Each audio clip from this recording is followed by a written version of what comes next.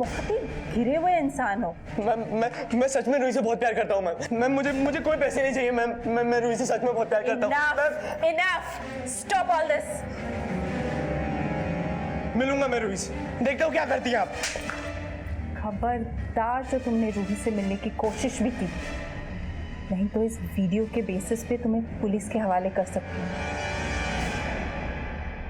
तुमने इस वीडियो के बारे में साक्षी को बताया था? मैं किस मुंह से उन्हें ये बातें बताती? 2 सितंबर की रात को तुम रूपेश के घर गई थी? मैं रुपेश के घर क्यों जाऊंगी सर? उस दिन मैंने सिर्फ मम्मी के साथ ही नहीं, रुपेश से भी सारे रिश्ते खत्म कर दिए थे। प्रभु, ये तो साफ है कि साक्षी का वो वीडियो रूपेश नहीं बनाया, लेकिन साक्षी का ये कहना था कि उसे बिल्कुल भी एहसास नहीं हुआ कि वो वीडियो किसने बनाया, जबकि रूही का ये कहना है कि सत्यभामा ने वो वीडियो रूपेश से बनवाया। कोई ऐसा तो नहीं है कि ये वीडियो बनवाने के पीछे सत्यभामा का कोई और ही मकसद हो?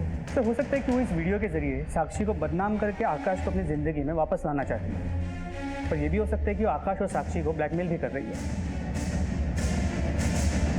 नहीं सर, सत्यभामा ने कभी वो वीडियो दिखा के मुझे ब्लैकमेल नहीं किया। मुझे नहीं लगता कि वो ऐसा कर सकती है। अगर सत्यभामा ने कुछ नहीं किया तो क्या रूही झूठ बोल रही है, या रूपेश ने रूही से झूठ बोला होगा? सर, रूपेश ने ही झूठ बोला होगा। जो ऐसी हरकत कर सकता है उसे सच्चा नहीं कहा जा सकता। सत्यभामा इस हद तक गिर ही नहीं सकती। वो ऐसी नहीं थी आकाश, जैसा कि तुम सोच रहे हो।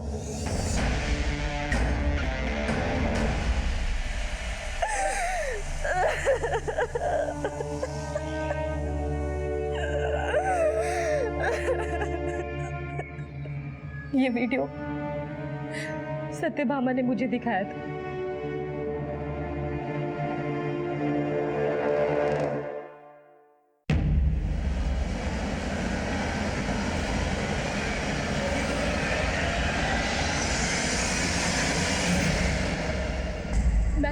मैम ये अगर तुम नहीं चाहती कि ये वीडियो वायरल हो और आकाश तुमसे अपनी मंगनी तोड़ दे, इससे पहले तुम ही उसे छोड़ दो, नहीं तो ना आकाश तुम्हारा रहेगा और ना ही तुम्हारी इज्जत। मैम प्लीज ऐसा मत कीजिए मैम, प्लीज मैम। मैम ये वीडियो मैम प्लीज। आकाश सिर्फ मेरा है और मैं तुम्हें हम दोनों के बीच नहीं आने दूंगी। वो वीडियो देखते ही मैं समझ गई थी कि रुपेश ने मेरे साथ। तो तुमने पुलिस कंप्लेंट क्यों नहीं की? मैं बहुत डर गई थी। मैं ये बात आकाश को भी नहीं बता पा रही थी, क्योंकि मुझे डर था कि आकाश मुझे गलत ना समझ बैठे। इसीलिए मैंने सत्यभामा को बोल दी कि मैं आकाश से सगाई तोड़ दूंगी। फिर भी मेरा वीडियो अपलोड हो गया था।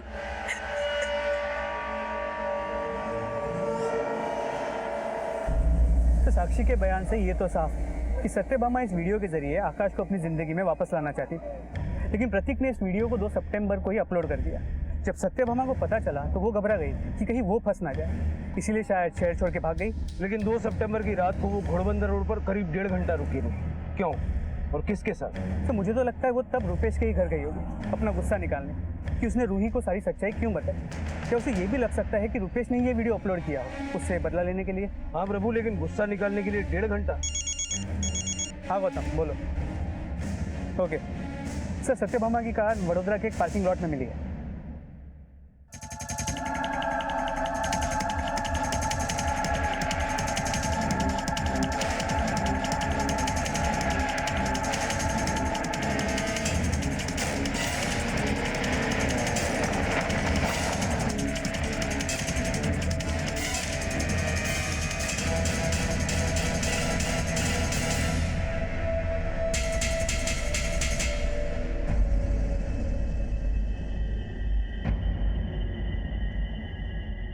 इस पार्किंग लॉट के अटेंडेंट तुम ही हो?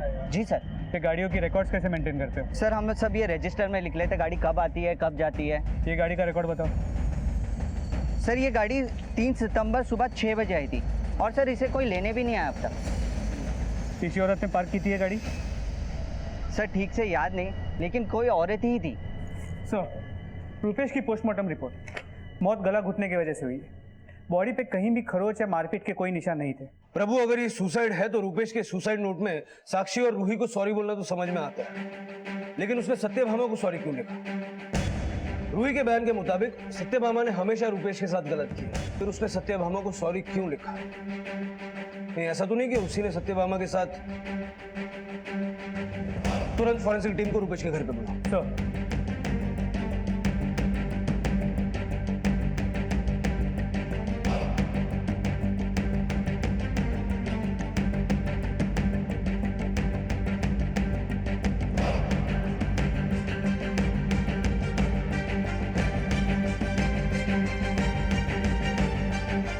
सर, यहाँ कुछ ब्लड ट्रेसेस मिले हैं। कितने पुराने होंगे ये ब्लड ट्रेसेस? ये तो सर अभी एग्जामिन करने के बाद ही बताया जा सकता है।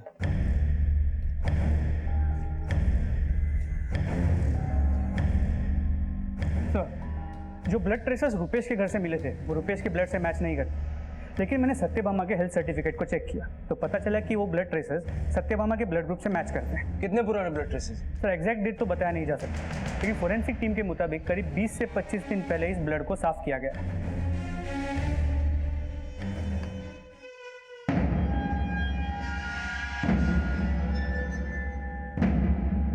मुंबई के Thakkar college of arts and science के डीन सत्यभामा रंधावा को शिक्षा मंत्रालय ने शिक्षक दिवस पे टीचर्स ऑनर्ड अवार्ड देने की घोषणा की है। सत्यभामा रंधावा ने अपने योगदान से न सिर्फ अपने कॉलेज को एक ऊंचे मकाम पे पहुंचाया है, बल्कि अपनी काबिलियत के बल पे उन्होंने कई उपलब्धियां भी हासिल की है। ठक्कर कॉलेज के head of trustees Himanshu Thakkar ने अपना बयान सोशल नेटवर्किंग साइट पे पोस्ट करते हुए लिखा है कि उन्हें गर्व है कि Thakkar college of arts and science के डीन सत्यभामा रंधावा उनके शिक्षा संस्थान से जुड़ी हुई है।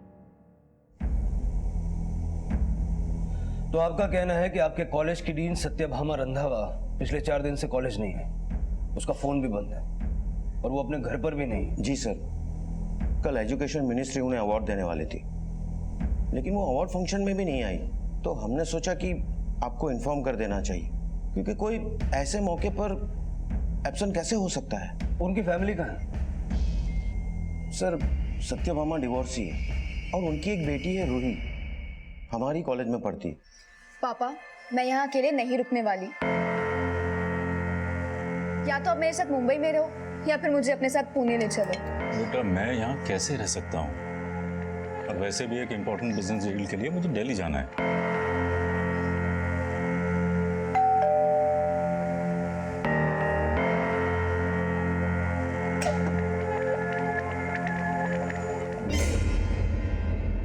संदेश जी, सत्यभामा पिछले 4 दिन से कॉलेज नहीं गई, वो अपने घर पे भी नहीं, उसका फोन भी बंद है, लेकिन कॉलेज अथॉरिटीज से हमें पता चलता है, आपसे नहीं, कि वो लापता है। नहीं सर, वो लापता नहीं है, अपनी मर्जी से कहीं गई। कहाँ? ये नहीं पता, लेकिन उन्होंने जाने से पहले मुझे एक मेल किया था। कैसा मेल?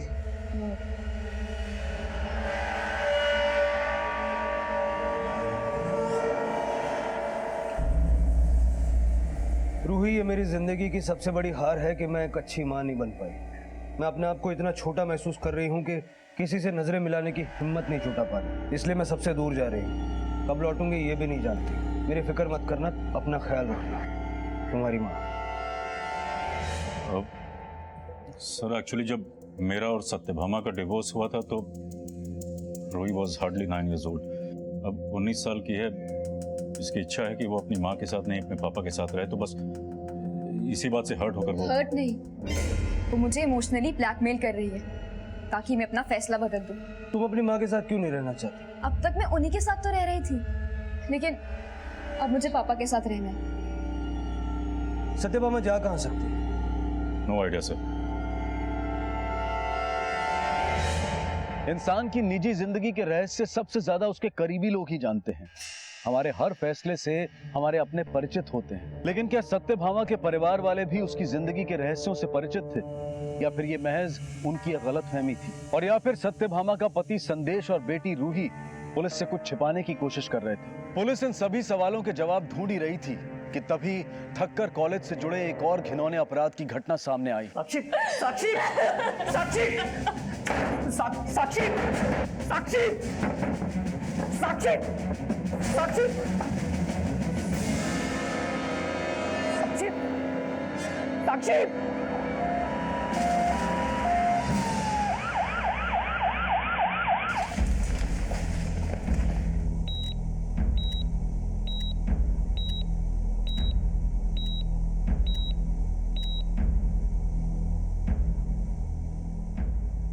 उस पेशेंट की सारी डिटेल्स निकाल के देना।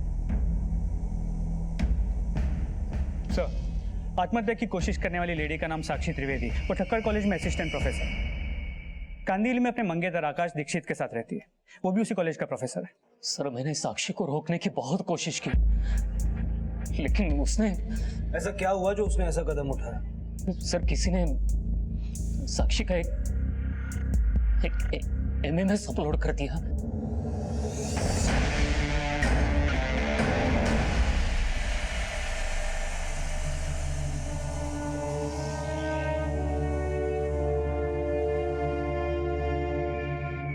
जिसने भी ये वीडियो बनाया है उसने डेलिबरेटली अपनी शक्ल छुपाई है ताकि उसे कोई पहचान ना सके। तो लगता है जब ये वीडियो बना साक्षी अपने होश में नहीं थी। आईटी एक्सपर्ट से कांटेक्ट करो, पता करो ये वीडियो किसने, कहां से और कब अपलोड किया है। सारी डिटेल्स निकालो। जी सर। अच्छा प्रभु, ये साक्षी और आकाश उसी कॉलेज के प्रोफेसर है ना जिस कॉलेज की डीन को एजुकेशन मिनिस्ट्री अवार्ड देने वाली थी? जी सर, मैंने उस केस का भी फॉलोअप किया। तो ये सत्यभामा ना ही अपने घर लौटी है और ना ही उसने अपने घर वालों से कांटेक्ट किया है। पता करो ये वीडियो बनाया कहाँ गया।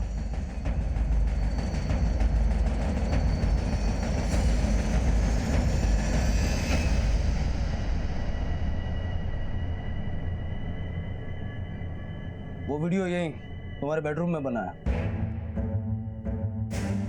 नहीं ये वीडियो तुमने ही तो? नहीं सर, सर मैं साक्षी से शादी करने वाला हूँ। अपनी फियांसे के साथ मैं ऐसा क्यों करूंगा? अगर तुम कुछ नहीं जानते तो साक्षी तो जानती होगी। कुछ बताया उसने? सर साक्षी ने मुझे बात करने तक का मौका नहीं दिया। मतलब? सर कल रात हमारे कलीग ने इस वीडियो के बारे में बताया। जैसे ही मैंने और साक्षी ने ये वीडियो देखा तो साक्षी ने आकाश साक्षी साक्षी साक्षी साक्षी मेरी बात सुनो। साक्षी दरवाजा खोलो। साक्षी सर, पता चला है कि साक्षी के घर उसी के कॉलेज के 3 स्टूडेंट्स ट्यूशन पढ़ने आते थे। मूव।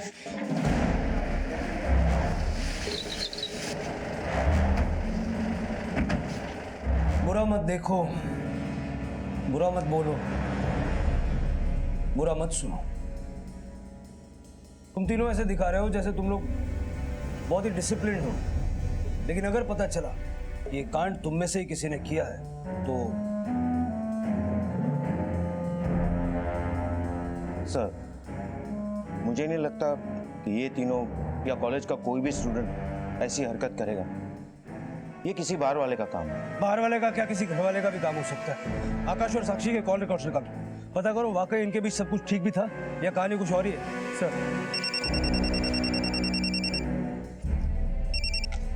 हाँ गौतम, ठीक है। सर साक्षी को होश आ गया। चल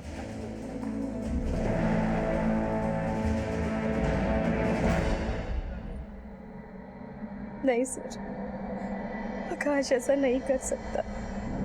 मुझसे बहुत प्यार करता है। तो फिर ऐसा कौन हो सकता है जो तुम्हारे ही घर में तुम्हारा वीडियो बना दे और तुम्हें पता ही ना चले?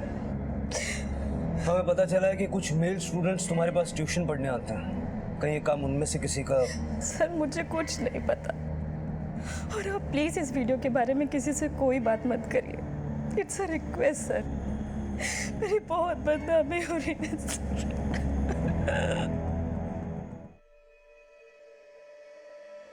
सर ये वीडियो 2 सितंबर दोपहर 12:15 बजे अपलोड किया गया है किसी फेक आईडी से। अपलोड करने वाले ने पीसी या लैपटॉप से नहीं बल्कि एंड्रॉयड फ़ोन से ये अपलोड किया गया। Android phone? जी, लेकिन अपलोड करने के लिए सिम कार्ड का नहीं वाईफाई कनेक्शन का यूज़ हुआ है। अपलोड कहाँ से हुआ है?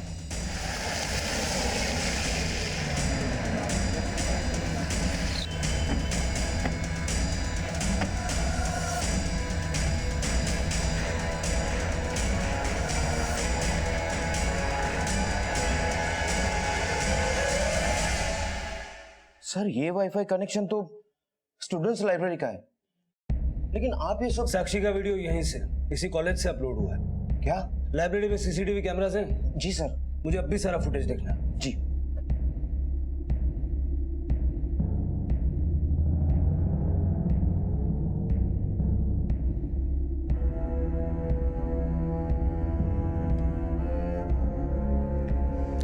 लाइब्रेरी कहाँ है? नीचे फर्स्ट फ्लोर।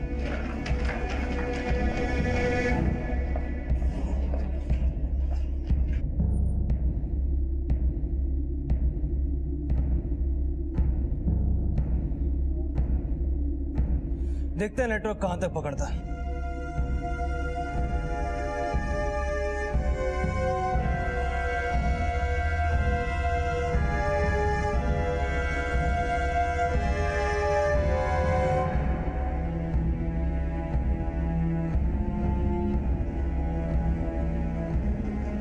नेटवर्क तो फुल है। कैंपस में चल के देखते हैं कहां तक नेटवर्क मिलता है।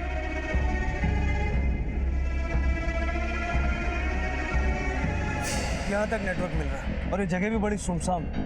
किसी ने बड़ी चालाकी से यहीं खड़े रहकर वाईफाई नेटवर्क यूज किया ताकि वो सीसीटीवी में भी ना दिखे। सर मैं 2 सितंबर को एब्सेंट था सर आप कॉलेज में किसी से भी पूछ सकते हैं। यही तो तेरी चालाकी है। तू 2 सितंबर को कॉलेज में आया था लेकिन क्लास अटेंड नहीं की और अपने टीचर का वीडियो अपलोड किया। नहीं सर, मैंने कोई वीडियो अपलोड नहीं किया। नहीं सर, मैं सच बोल रहा हूँ, आप मेरा विश्वास कीजिए। मैंने वो वीडियो नहीं बनाया और ना ही उसे अपलोड किया। ऐसे साइट्स पे तो मैं लॉगिन भी नहीं करता। इनफैक्ट मुझे तो ये भी नहीं पता कि वीडियो अपलोड करते कैसे। अच्छा सर सच बोल रहा हूँ सर। सर जिस IMEI नंबर के फ़ोन से वीडियो अपलोड किया गया था वो साक्षी के घर पढ़ने आने वाले तीनों स्टूडेंट्स और आकाश के फ्रेंड अंकित किसी के फ़ोन से मैच नहीं करता। पता लगा ये IMEI कोड वाला फोन कौन से मोबाइल स्टोर से खरीदा गया। अब तक पुलिस के सामने 2 अलग-अलग घटनाएं आई थी। पहली, सत्यभामा का अचानक लापता हो जाना और ऐसा लगना कि जैसे वो खुद अपना घर छोड़कर गई हो, और दूसरी, साक्षी के आपत्तिजनक MMS का वायरल होना। वैसे तो इन दोनों केसेस के बीच में कोई लिंक नहीं था सिवाय कॉलेज के, लेकिन जैसे ही पुलिस ने इस वायरल वीडियो की छानबीन को आगे बढ़ाया तो इस केस के तार सत्यभामा से भी जुड़ने लगे। सर ये साक्षी त्रिवेदी ओरिजिनली अहमदाबाद से है।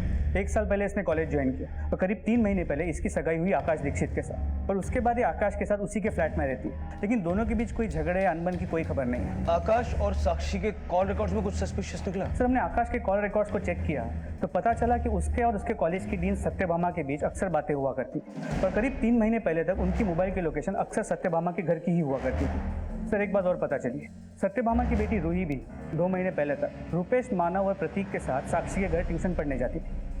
प्रभु ऐसा करो, इस सत्यभामा, उसकी बेटी रूही और उसके एक्स हस्बैंड संदेश के कॉल रिकॉर्ड्स में निकल पाओ। पुलिस अब ये पता लगाने में जुट गई कि साक्षी के वायरल वीडियो का केस कहीं सत्यभामा के अचानक गायब हो जाने से तो नहीं जुड़ा, और सत्यभामा की कॉल डिटेल में कुछ नए समीकरण सामने आए। सर सत्यभामा की फोन लोकेशन के मुताबिक 2 सितंबर को सुबह 9 बजे से शाम 5 बजे तक वो कॉलेज में थी। फिर शाम को 6 बजे से 10 बजे तक वो घर में थी। 10 बजे वो अपने घर से निकली और 10:30 बजे घोड़बंदर रोड पहुंची। घोड़बंदर रोड? जी सर। और उसके 1 घंटे 20 मिनट बाद 11:50 से सुबह 6 बजे तक उसकी मोबाइल की लोकेशन वडोदरा की तरफ मूव कर रही थी। 6 बजे वडोदरा पहुंची और उसका मोबाइल स्विच ऑफ हो गया, जो अब तक बंद है।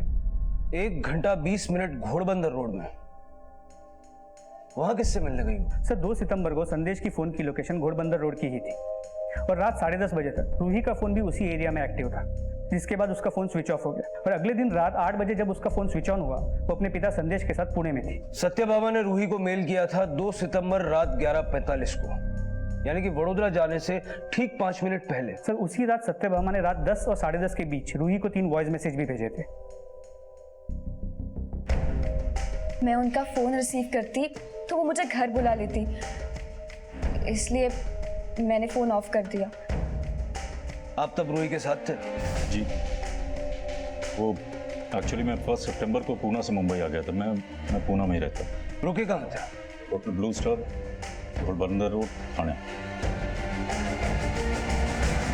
सत्यभामा के फोन की लास्ट लोकेशन उस रात की घोड़बंदर रोड की है।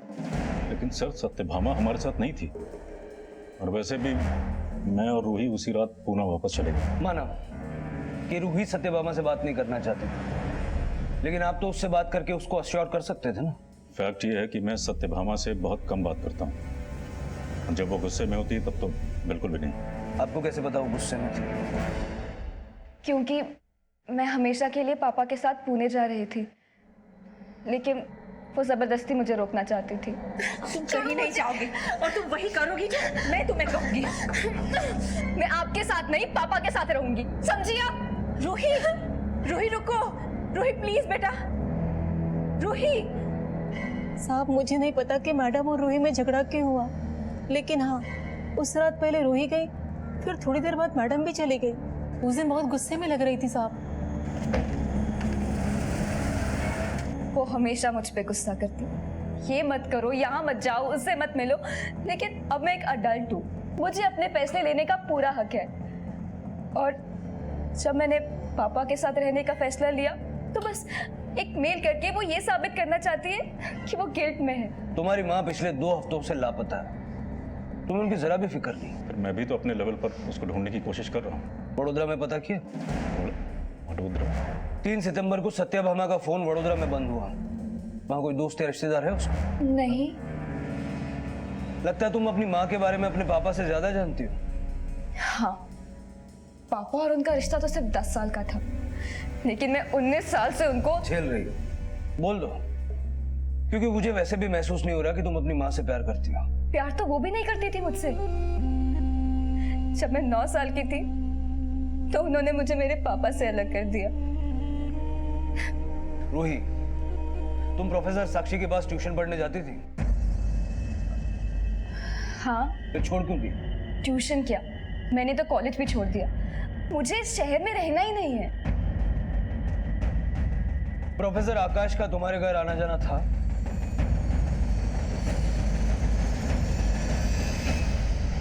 सर सत्यभामा सिर्फ मेरा आतिथ्य थी, लेकिन अब मैं साक्षी से शादी करने वाला हूँ। शादी तो तुम सत्यभामा से भी करने वाले थे। एक वक्त था जब हम एक दूसरे से प्यार करते थे।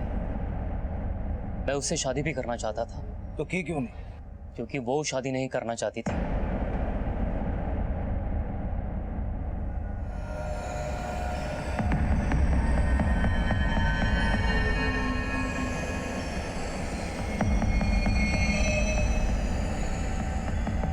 तुम किसी से भी मिलो, मुझे क्या प्रॉब्लम हो सकती है? मैं तो सजेस्ट कर रहा हूँ कि अगर वो इतना पसंद है शादी कर लो उससे। तुम चाहते हो कि मैं शादी कर लूं ताकि तुम मुझे एलिमनी देने से छुटकारा पा लो? भूल गया था कि या तो तुम फ्लर्ट करती हो या फ्रॉड, जैसा तुमने मेरे साथ किया एलिमनी पाने के लिए। इतना पैसा है तुम्हारे पास, 1 लाख रुपए महीना देने के लिए तुम्हारी जान जा रही है? 1 लाख नहीं, तुम्हें जितना पैसा चाहिए ले लो, लेकिन प्लीज रूही को मेरे साथ रहने दो। देखो रूही तो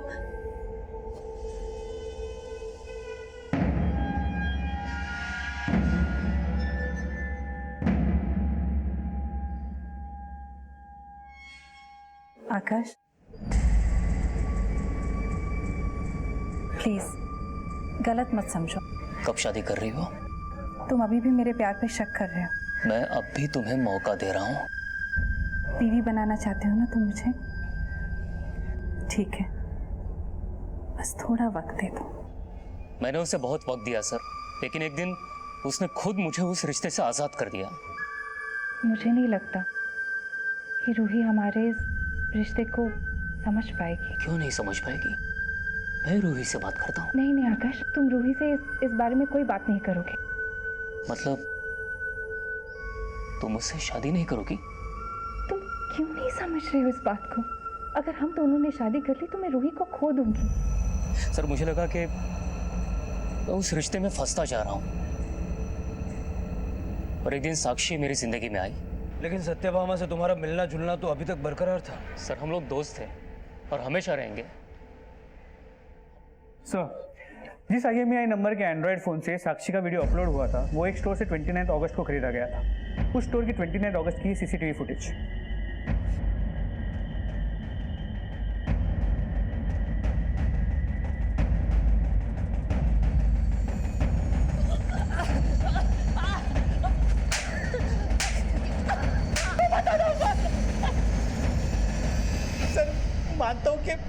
वीडियो मैंने अपलोड किया था, लेकिन सच कहता हूँ सर, वो वीडियो मैंने नहीं बनाया सर, वो वीडियो रुपेश ने बनाया था। मैंने तो बस उस वीडियो को मॉडिफाई किया था सर।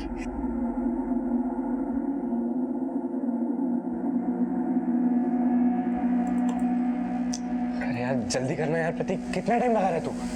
जल्दबाजी मत कर यार, थोड़ी सी भी मिस्टेक हो गई ना तो झट से पकड़ा जाएगा कि वीडियो में तू है। अपलोड किसके कहने पे किया? बस मस्ती में।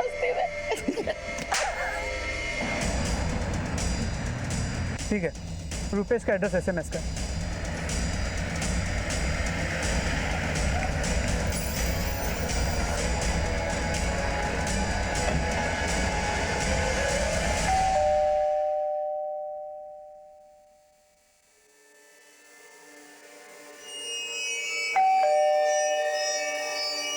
तोड़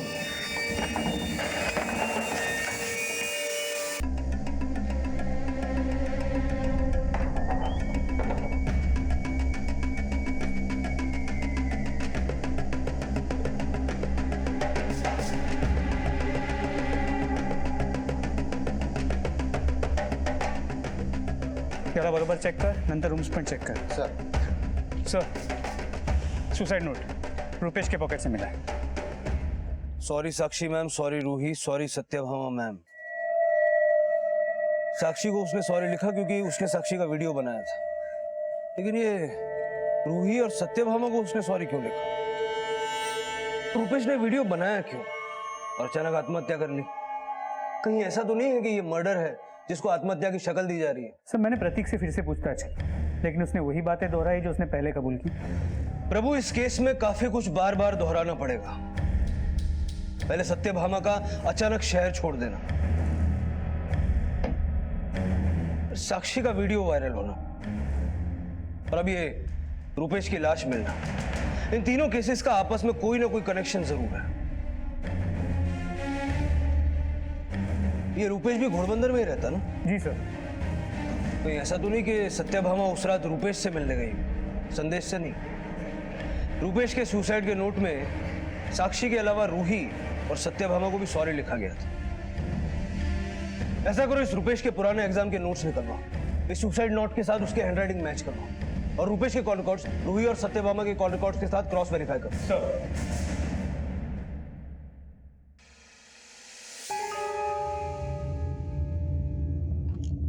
रूही, सत्यभामा का कोई मेल, मैसेज या कोई फोन आया? आपने सिर्फ ये पूछने के लिए मुझे बुलाया? नहीं, तुम्हारे बॉयफ्रेंड का सुसाइडल केस डिस्कस करना था। मेरा कोई बॉयफ्रेंड नहीं। लेकिन तुम्हारे फ्रेंड्स का कहना है कि तुम्हारा और रुपेश का अफेयर था। तुम्हारे call records, messages, social networking sites पर अपडेट्स, फोटोज, इससे तो हाँ, रुपेश मेरा बॉयफ्रेंड था, लेकिन ब्रेकअप हो गया। क्यों हुआ ये बताओगी? मम्मी की वजह से। गिफ्ट्स तो बहुत अच्छे हैं, लेकिन किस खुशी में? एक्चुअली मैं रहने दो, जो तुम बोलना चाहते हो ना पहले मैं ही बोल देती हूँ। I love you Ruhi.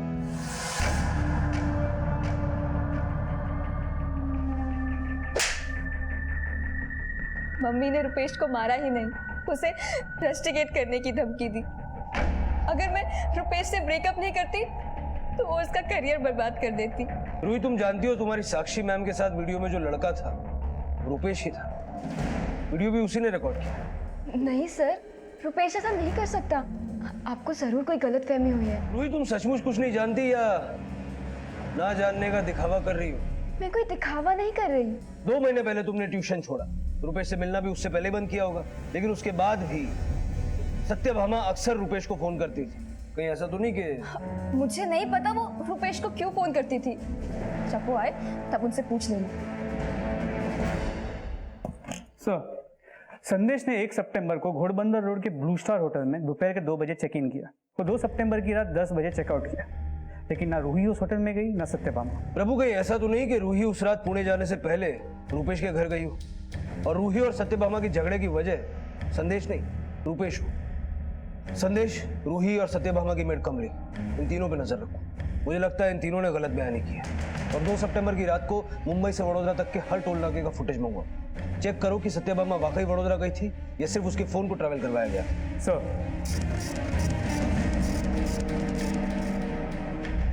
Police अब ये पता लगाने में जुट गई कि आखिरकार सत्यभामा कहाँ थी। पुलिस हर एंगल से इस केस को इन्वेस्टिगेट कर रही थी और जल्द ही सत्यभामा से जुड़ा एक क्लू उनके हाथ लगा।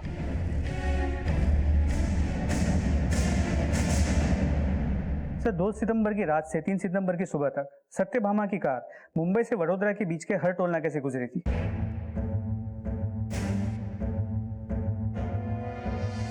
गाड़ी तो सत्यभामा की ही है, लेकिन चेहरा ठीक से दिखाई नहीं दे रहा। इस गाड़ी ने वडोदरा के आगे कोई टोल नाका क्रॉस किया? नहीं सर।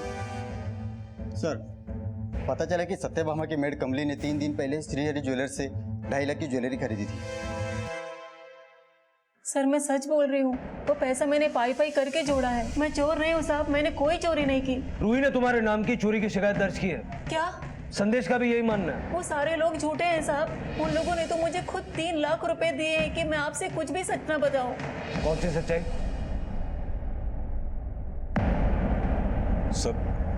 सर मैं नहीं चाहता था कि वो बात आपको पता चले, क्योंकि उससे सत्यभामा ही नहीं, मेरी रूही, हम सबकी बदनामी होती सर।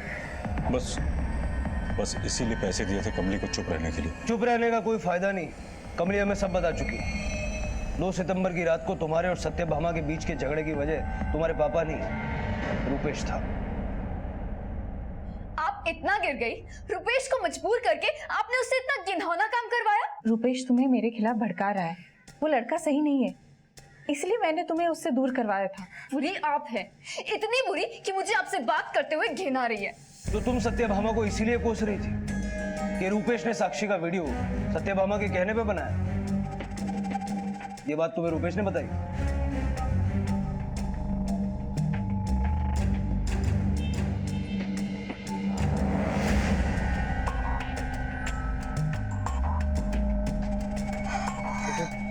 देखो प्लीज मुझे तुम गलत मत समझना। तुम्हारी मॉम नहीं कहा था मुझे ये सब कुछ करने के लिए। मैंने जानबूझकर नहीं किया। फिर रुपेश ने मुझे बताया मम्मी ने उसे ये वीडियो बनाने के लिए कैसे चीट किया।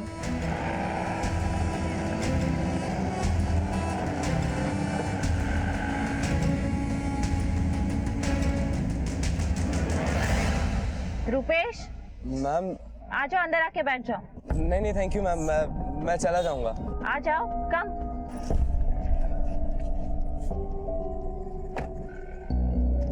तो तुम रूही से सच्ची में प्यार करते हो या ऐसे ही फ्लर्ट कर रहे थे? नहीं मैम, मैं रूही से सच में। साबित कैसे करोगे? मैं कुछ समझा नहीं, आप क्या कह रही हैं? मैं तुम्हें एक मौका देती हूँ।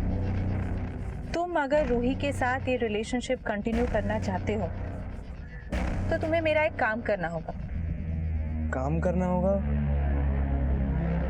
रुपेश मम्मी की बातों में आ गया था। प्रतीक और मानव टाइम से पहले चले जाते हैं और तुम्हें 1 घंटा भी कम पड़ता है। लगता है फीस बढ़ानी पड़ेगी तुम्हारी। कॉफी पियो।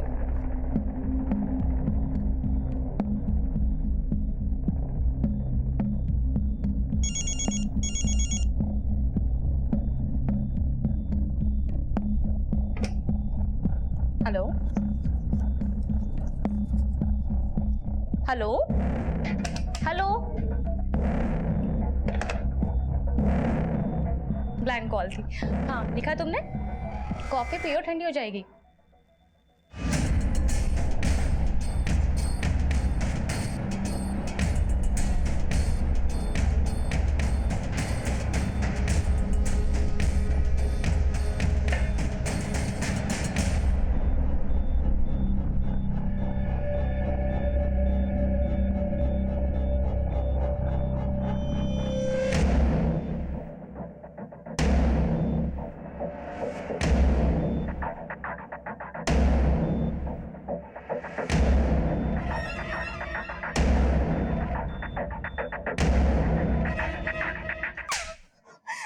मम्मी ने कहा और तुमने मान लिया, और तुम्हें लगता है ये सब करने के लिए मैं तुम्हें प्रेज करूंगी? मुझे पाने के लिए तुम तुमने साक्षी मैम के साथ? रुपेश ने बताया कि वो वीडियो पहले ही मम्मी को दे चुका था और उन्होंने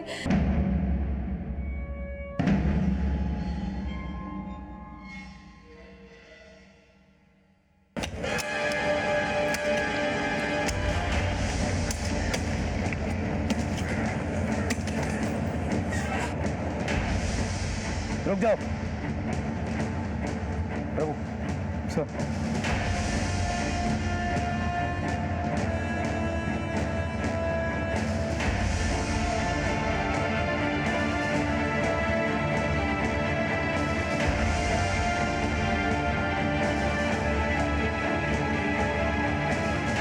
सत्यभामा की ही थी, पर पोस्टमार्टम रिपोर्ट के मुताबिक हत्या का समय 2 सितंबर की रात करीब 11:15 बजे का था। अगर रात 11:15 बजे सत्यभामा का मर्डर हो गया तो फिर ये कौन है जो रात 11:15 से सुबह 6 बजे तक मुंबई से वडोदरा सत्यभामा की गाड़ी और फोन लेकर पहुंची? नहीं, मैंने किसी का मर्डर नहीं किया। तुमने सिर्फ सत्यभामा का ही मर्डर नहीं किया, अपने पापा के साथ मिलकर रुपेश को भी फांसी लटका दिया, क्योंकि वीडियो अपलोड होने के बाद अगर रुपेश पकड़ा जाता तो तुम्हारे सत्यभामा के मर्डर की कहानी भी सामने आ जाती। सर आप बेकार में शक कर रहे हैं, हमने ऐसा कुछ नहीं किया है। इस केस में पुलिस की थ्योरी बार बार बदल रही थी और क्राइम इतनी प्लानिंग के साथ किया गया था कि अपराधी के खिलाफ सबूत जुटाने में पुलिस को खासी दिक्कत का सामना करना पड़ रहा था। पर फिर एक ऐसा बारीक सुराग मिला जिसने इस केस को सही दिशा दे दी। 2 सितंबर की रात को तेरे फोन का लोकेशन तेरे घर का था, लेकिन 3 की सुबह 11 बजे वलसाड़ के एटीएम से तूने विड्रॉल कैसे किया? सर वो मेरा एटीएम कार्ड खो गया था, मैंने उसी दिन बैंक में कंप्लेंट भी रजिस्टर करवाई थी। आप चाहे तो चेक कर सकते हैं सर। वलसाड़ एटीएम की सीसीटीवी फुटेज चेक कर ली। वडोदरा से मुंबई लौटते हुए तेरे एटीएम कार्ड से तूने नहीं, साक्षी ने पैसे विड्रॉ किए थे।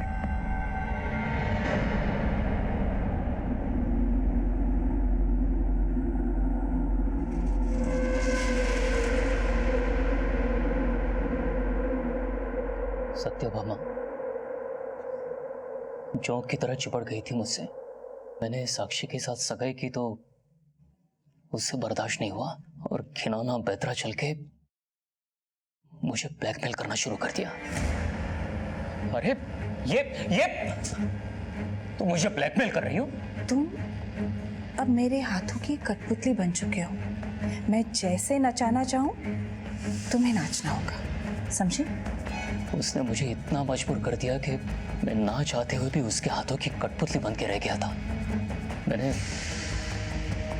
साक्षी को सब बता दिया और इससे पता चल गया कि वो वीडियो रुपेश ने ही बनाया होगा।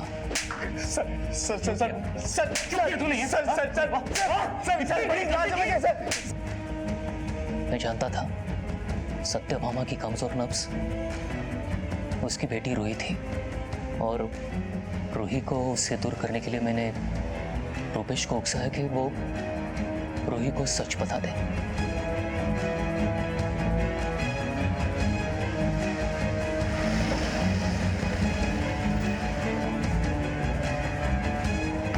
मैं जानता था सत्यभामा अपना गुस्सा रुपेश पे उतारने जरूर आएगी। और हिम्मत कैसी हुई रूही को सब कुछ बताने की? हाँ?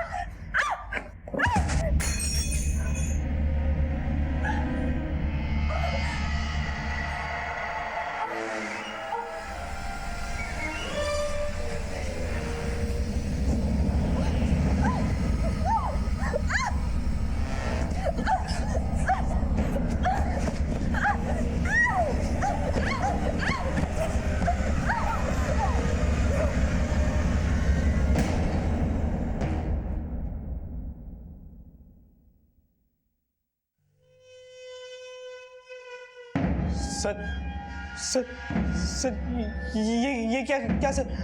अगर मैं इसे नहीं मारता तो ये आज तुझे जान से मार देती।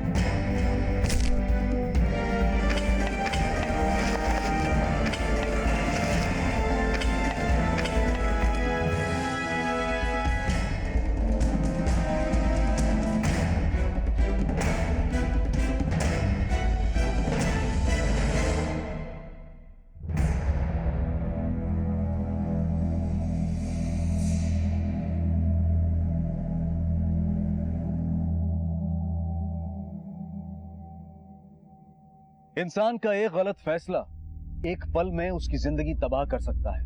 माना कि इस गलती की शुरुआत सत्यभामा ने की, लेकिन रुपेश, आकाश, साक्षी सब अपनी मजबूरियों को अपराध के रंग में रंगते चले गए। इसलिए बेहद जरूरी है कि कोई भी फैसला लेने से पहले हम एक बार ये जरूर सोचें कि जिन बीते हुए दिनों का हिसाब बराबर करने के लिए हम अपने आज को गवा रहे हैं, आने वाले कल में सिर्फ उसका परिणाम ही हासिल होगा, जिसे बदलने की जरा सी भी गुंजाइश बाकी नहीं होगी। इसी विचार के साथ अब मैं अनूप सोनी आपसे विदा लेता हूं।